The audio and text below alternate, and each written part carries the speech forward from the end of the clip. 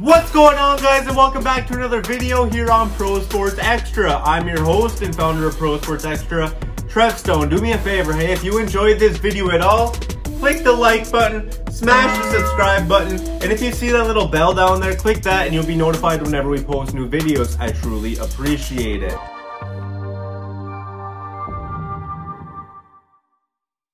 Today we're talking about Dijon Kizzee, who is 29 years old and was shot and killed yesterday by LAPD. Police in Los Angeles on Monday shot and killed a black man after officers stopped him while riding a bike for what was being described as a bicycle code violation, which sparked a night of protest in California's largest city.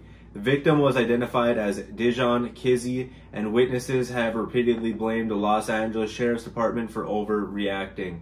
Dijon Kizzee, 29 years old, shot and killed by LA sheriffs after being stopped for a bike violation.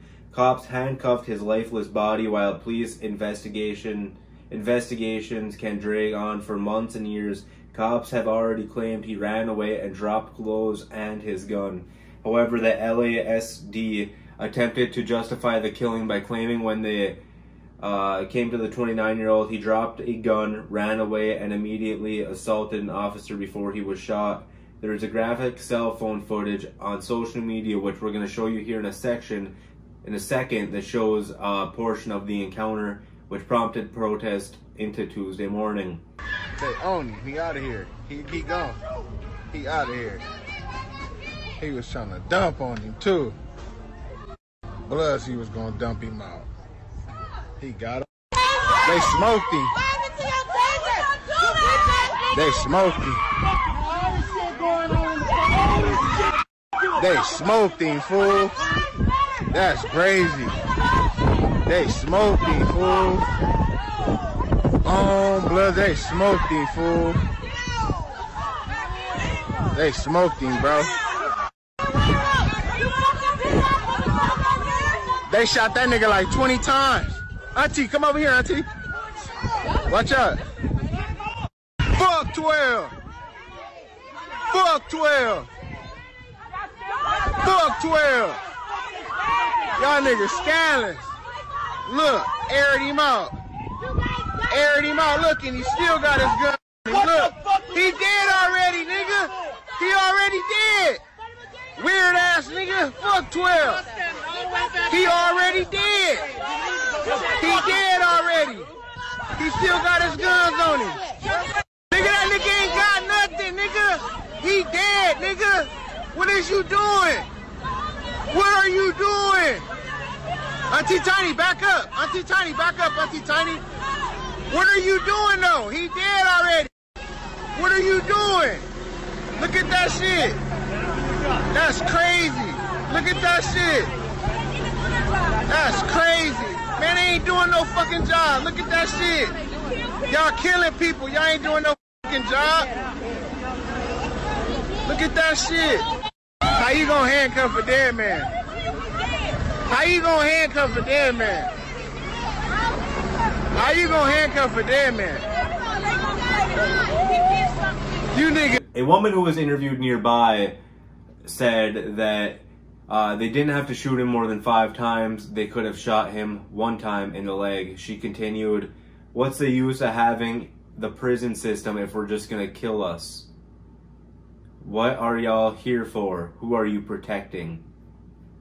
Police offered a different narrative when talking about what happened. Our suspect was holding some items of clothing in his hands. He punched one officer in the face and then dropped the items in his hand. The deputies noticed that inside the clothing items that he dropped was a black semi-automatic handgun, at which time a deputy involved shooting occurred. And that's when they started shooting. It says the Los Angeles Times reported the sequence of events happening a little differently as well. When the deputies attempted to contact the man, he dropped the bicycle and ran north on Budlong for 1 block with deputies in pursuit. In the 1200 block of West 109th Place, deputies again trying to make contact with the man, and the man punched one of them in the face. In doing so, the man dropped a bundle of clothing he had been carrying. The deputy spotted a black handgun in the bundle of clothing and then they began opening fire, which killed the man. LASD said reports of as many as 20 shots being fired were untrue. The identity of the officers involved have not been released yet, and there's obviously been protests that broke out, which we'll show you a clip of the protest in a second. But my question is, obviously, why, if there's, you know, people that took the video are saying that he was an overkill, and then you come up and you end up, you know, arresting the man after he's already dead. You put him in handcuffs, his dead body in handcuffs. Just seems a little bit crazy to me. Kizzee's death is in the most recent incidents of apparent police violence against black people and follows last week's shooting of Jacob Blake in Kenosha, Wisconsin. Blake was also 29, was shot in the back multiple times while attempting to enter his vehicle on August 23rd. Okay, my opinion is if the gun is dropped, right, and the clothing is dropped, everything is dropped, you can tell the gun's on the ground. Why would you shoot him so many times? The weapon's done. There's no weapon anymore. It's on the ground.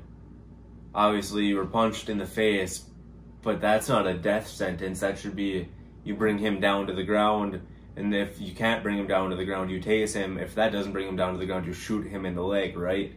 Not multiple times, killing the man, and then walking up with your guns drawn on him, and when they're drawn on him, walking up like he's still alive even though the guy's clearly dead. It seems a bit crazy to me.